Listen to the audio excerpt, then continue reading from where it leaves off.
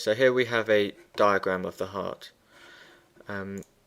So the heart has four chambers. You've got two atria and two ventricles. So the two upper chambers of the heart are called atrium, and the plural is atria. And you've got two lower chambers which are called ventricles. So the function of the heart is obviously to pump blood around the body, and the blood contains lots of things: oxygen, nutrients, various gases, hormones, that kind of thing. So blood first enters the heart and it enters into the atrium on either side. So it's useful to think of the heart as a dual pump. So you've got two pumps. One pump pumps blood to the lungs, and one side of the heart pumps blood to the rest of the body. So the right heart pumps blood to the lungs, and the left side of the heart pumps blood to the rest of the body. So blood is received into the atrium. It is then the atrium contract and pump blood to the lower chambers, the ventricles. So they pass through these valves here. So on the right side you've got the tricuspid valve, and on the left side you've got the mitral valve. So blood is pumped into the ventricles after the atria contract, and when the ventricles contract they pump blood either to the lungs or to the rest of the body. So one of the primary functions of the heart and the circulatory system is to deliver oxygen to the tissues of the body. So when you breathe in, you breathe air into your lungs, and air contains oxygen, and in the lungs oxygen diffuses across the alveoli, which are the little sacs in the lungs, and it enters into the bloodstream. So you breathe oxygen and it enters into your lungs, and then it diffuses into the blood. So on this diagram the red vessels show, the red colour demonstrates that the blood is carrying oxygen, and the blue colour demonstrates that the blood is deoxygenated, so it has no oxygen. So when blood enters into the lungs and it diffuses across the alveoli into the bloodstream, it is then carried to the heart, and it's carried to the left side of the heart because the left side of the heart pumps blood to the rest of the body, and the body needs oxygenated blood so it can function. So oxygen diffuses into the bloodstream through the lungs, and it enters into the left side of the heart, into the atrium. So the left atrium contracts, sends blood into the ventricles, the left ventricle. The left ventricle contracts and sends blood to the rest of the body. So it sends blood up to the head and to the rest of the body. The body then uses up all this oxygen through muscular contractions and various other things, respiration, and then once the cells and tissues of the body are done with the oxygen, with the blood, it is returned back to the heart. So blood returns back to the right side of the heart. So this is blood that has been used up, depleted of oxygen. So deoxygenated blood returns to the right side of the heart. So it enters into the right atrium, the atrium contracts, sends blood into the right ventricle, and the right ventricle shoots blood out here and sends it to both lungs to receive oxygen again, and the process continues.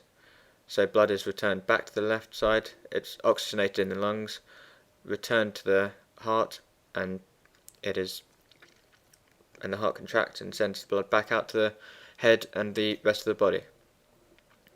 So this happens simultaneously. It doesn't. So the left side and the right side contract simultaneously. So you've got this pump to the lungs and this pump to the rest of the body.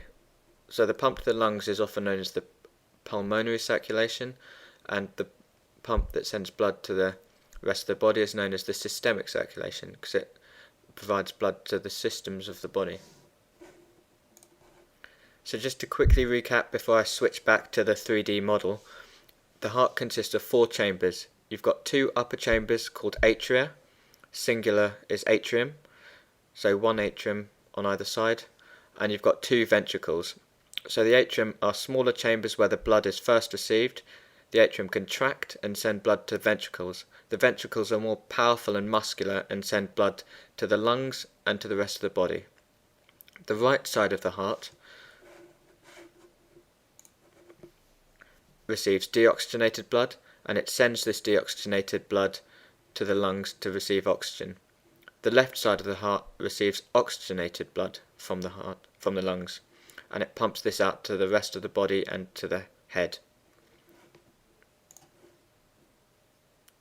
So think of the heart as a dual pump. It's got one pump that sends blood to the rest of the body and one pump that sends blood to the lungs to receive oxygen. So I've just flicked back to the 3D model of the heart, and this one doesn't look as clear as it is in the diagram, but I'll talk you through the structure of the heart. So I'll just switch to another view of the heart, just isolating the heart. So remember on the diagram you saw the left and right atrium. So these were the upper chambers of the heart, and this is where blood is received from the rest of the body on the right side and from the lungs on the left side. So this is the right atrium here, and you can see it's receiving blood from a vessel up here and a vessel down here. So the vessels which immediately lead to the heart to bring blood to the heart and take blood away from the heart are known as the great vessels, and there are 4 great vessels. So on the right side of the heart, which is this side, you've got the right atrium, and the blood vessels leading to the right atrium are called the vena cava. So you've got a superior vena cava and an inferior vena cava.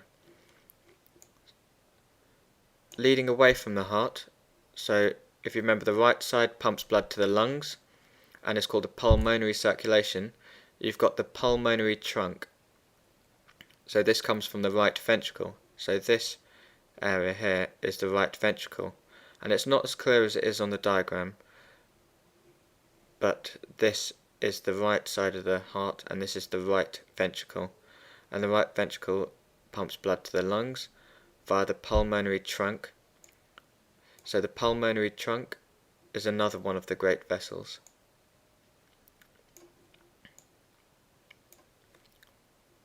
So the final great vessel is the aorta, and it forms this arch here, and this pumps blood up to the up to the head and to the rest of the body. So if I just rotate this model around so we can look at the back of the heart, you can see these 4 vessels entering into this chamber. So this is the left chamber of the heart, so it's the left atrium. So you've got the right atrium here and the left atrium here, and you've got these vessels which are leading into this chamber. So these are the pulmonary arteries. Pulmonary veins. So you've got the pulmonary veins leading into the left atrium, carrying oxygenated blood. The left atrium contracts and shoots blood out of the aorta. The aorta then sends blood up to the head and to the rest of the body. Blood then is then used up, depleted of oxygen, and returned to the heart via the inferior and superior vena cava, which return blood into the right side of the heart, the right atrium. The right atrium contracts, sends blood into the left ventricle, which contracts and shoots blood up through the pulmonary trunk. This sends blood to the lungs, which oxygenates the blood and returns it via the pulmonary veins to the left side of the heart, and the cycle continues.